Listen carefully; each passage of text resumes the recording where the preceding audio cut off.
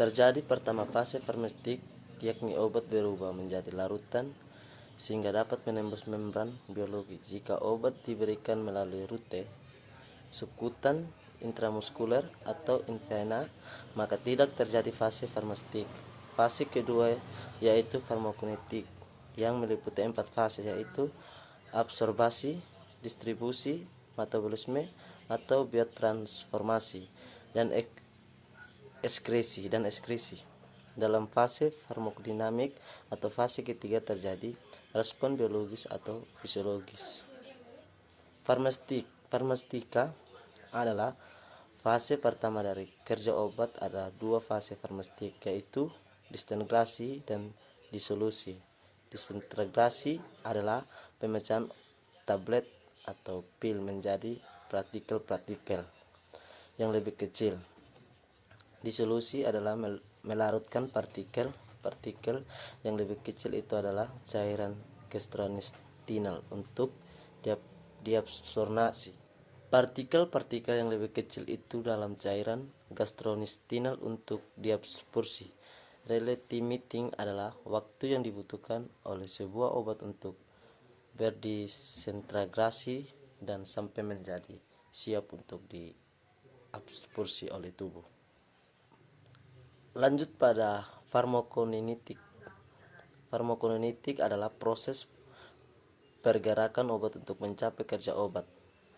4 proses yang termasuk di dalamnya adalah absorpsi, distribusi, metabolisme atau biotransformasi, dan ekskresi atau eliminasi.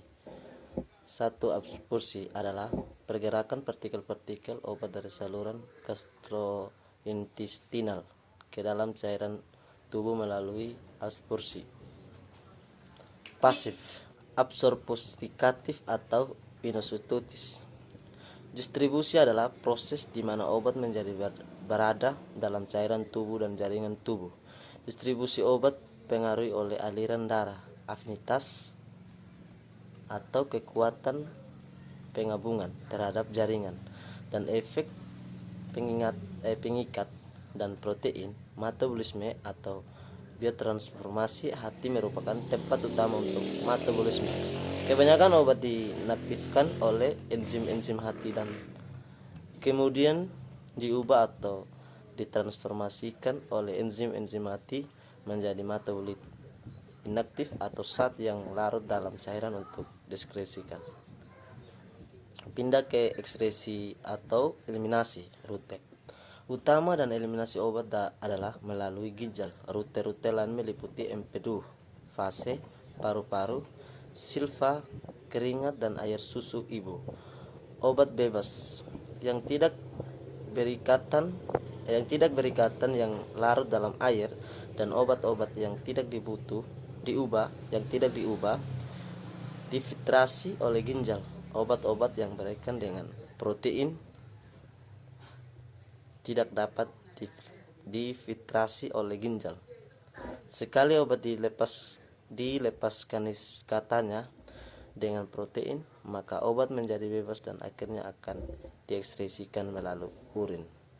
pH urin mempengaruhi ekskresi obat. pH urin bervariasi dari 4,5 sampai 8. Urin yang asam meningkatkan eliminasi obat-obat yang bersifat basa. Lemah, aspirin, suatu asam lemah, diekskresi dengan cepat dalam urin yang basah. Jika seorang meminum aspirin dalam dosis terlebih, natrium biokarbonat dapat diberikan untuk mengubah pH urin menjadi basa. Joyce Cranberry dalam jumlah yang banyak dapat menurunkan pH urin sehingga berbentuk urin yang asam. Farmakodinamika mempelajari efek obat terhadap fisiologi.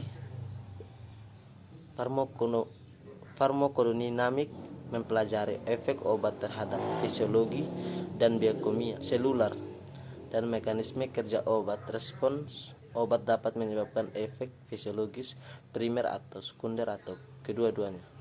Efek primer adalah efek yang diinginkan, dan efek sekunder bisa diinginkan atau tidak diinginkan.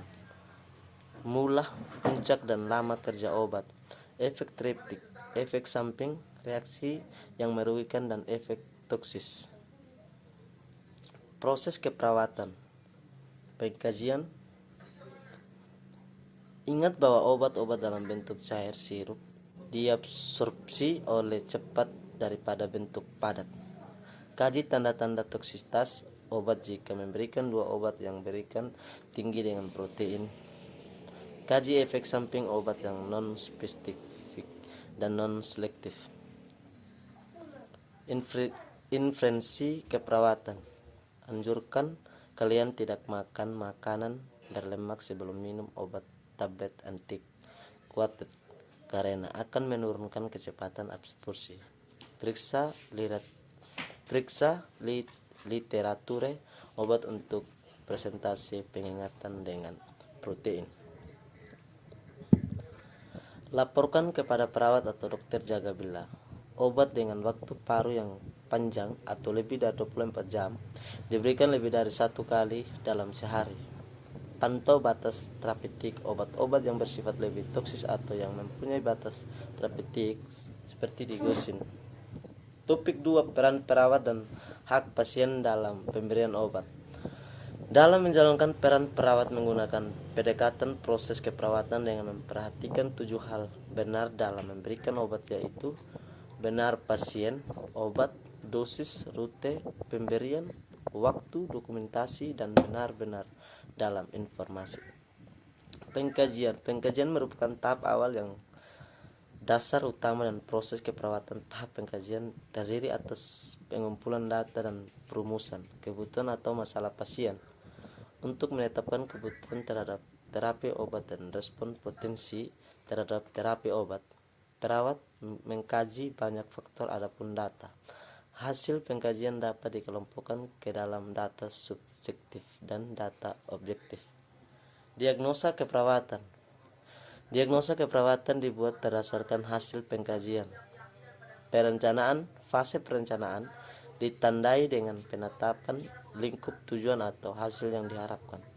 Lingkup tujuan yang efektif memenuhi hal berikut ini. 1. Berpusat pada kalian dan dengan jelas menyatakan perubahan yang diharapkan. 2. Dapat diterima atau pasien dan perawat. 3. Realistik dan dapat diukur. 4. Dikerjakan bersama. 5. Batas waktu jala. 6. Evaluasi jela.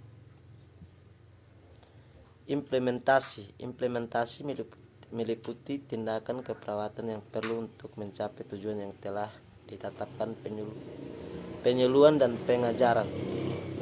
Pada fase ini merupakan tanggung jawab perawat dalam beberapa ruang lingkup praktek. Pemberian obat dan pengkajian efek obat juga merupakan tanggung jawab keperawatan yang penting. Selain itu, dalam perawat harus mampu mencegah risiko kesalahan dalam pemberian obat. Kesalahan pengobatan adalah suatu kejadian yang dapat membuat kalian menerima obat yang salah atau tidak mendapati terapi obat yang tepat. Kesalahan pengobatan dapat dilakukan oleh setiap individu yang terlibat dalam pembuatan resep, transkripsi, persiapan, penyaluran, dan pemberian obat. Perawat sebaliknya tidak menyembunyikan kesalahan pengobatan. Pada catatan status kalian harus ditulis obat apa yang telah diberikan kepada kalian. Pemberitahuan kepada dokter efek samping yang kalian alami sebagai respons terhadap kesalahan pengobatan dan upaya yang dilakukan untuk menetralkan obat. Perawat bertanggung jawab melengkapi laporan yang menjelaskan sifat insiden tersebut. Laporan insiden bukan pengakuan tentang suatu kesalahan atau menjadi dasar untuk memberi hukuman dan bukan merupakan bagian catatan medis kalian yang sah. Laporan ini berupa analisis objektif tentang apa yang terjadi dan merupakan penatalasanan risiko yang dilakukan institusi untuk membantu kajian semacam ini. Laporan kejadian membantu komitmen kejadian pembantu komitmen interdisiplin mengidentifikasi kesalahan dan menyelesaikan masalah sistem di rumah sakit dan mengakibatkan kejadian kesalahan.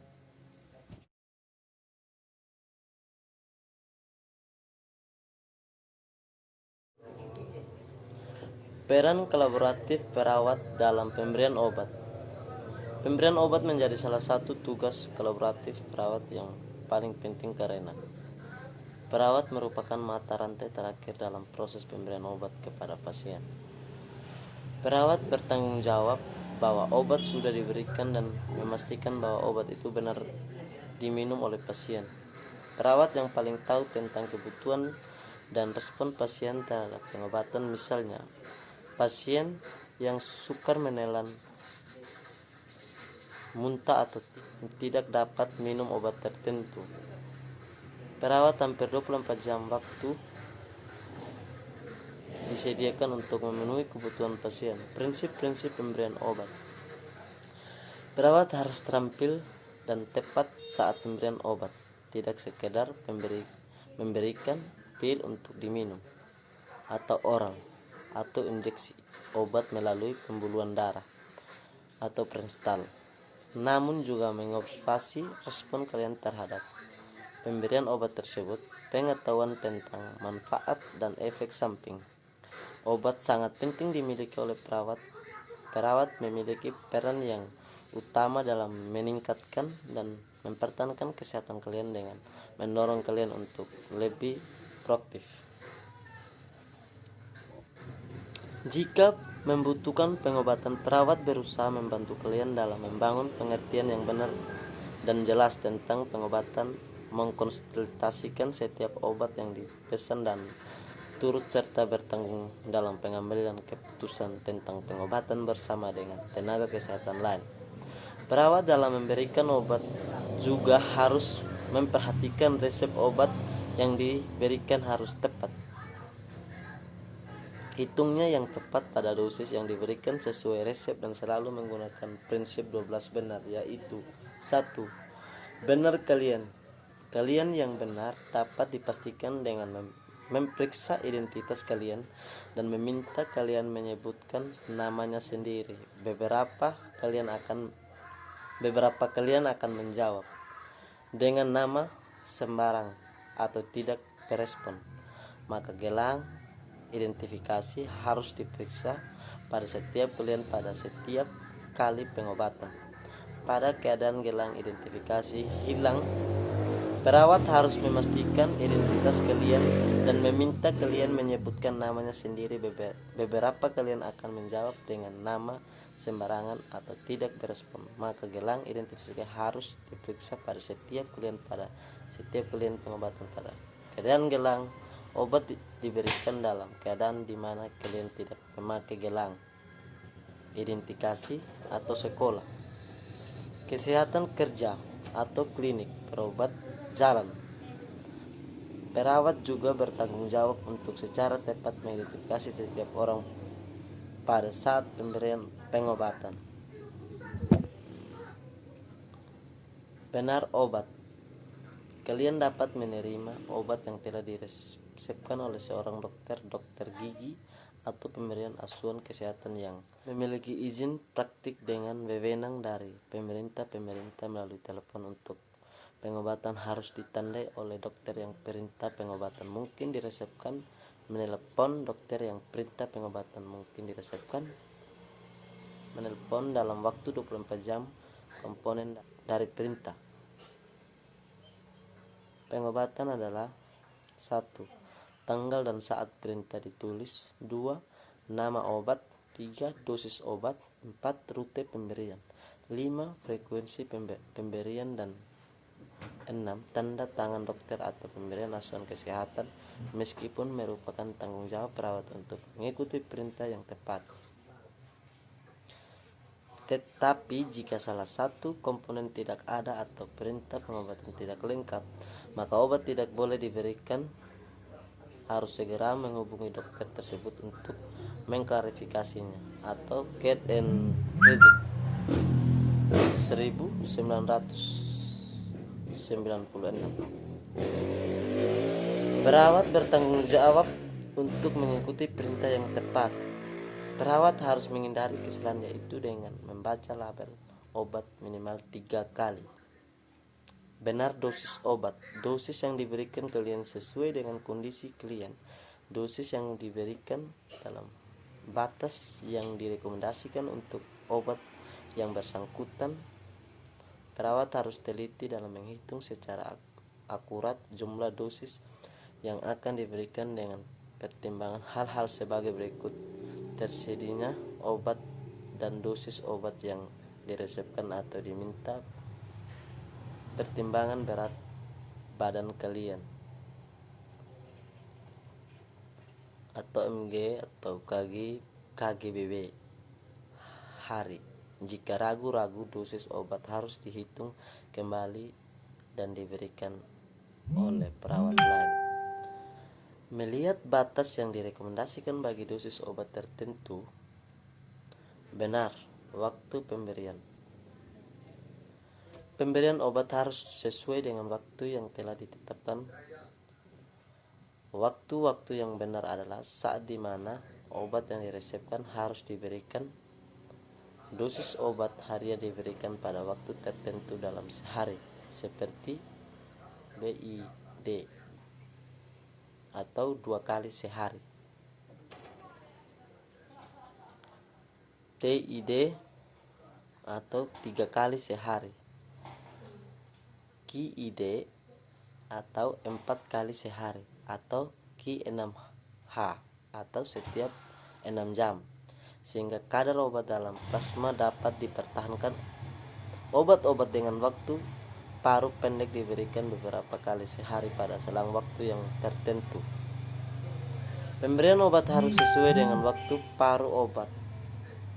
T1 atau 2 obat yang mempunyai waktu paruh panjang diberikan sekali sehari, dan untuk obat yang memiliki waktu paruh pendek diberikan beberapa kali sehari pada selang waktu tertentu. Pemberian obat juga memperhatikan diberikan sebelum atau sesudah makan atau bersama makanan. Memberikan obat seperti Valium dan aspirin yang dapat mengiritasi mukosa lambung bersama-sama dengan makanan. Menjadi tanggung jawab peran perawat untuk memeriksa apakah kalian telah dijadwalkan untuk memeriksa diagnostik seperti tes darah, puasa yang merupakan kontraindikasi pemeriksaan obat. Benar cara pemberian obat. Memperhatikan proses absorpsi obat dalam tubuh harus tepat dan memadai. Memperhatikan kemampuan kalian dalam menelan sebuah pemberian obat-obat protal. Menggunakan teknik aseptik sewaktu pemberian obat melalui rute parenteral. Memberikan obat pada tempat yang sesuai dan tepat bersama dengan klien sampai obat oral telah ditelan.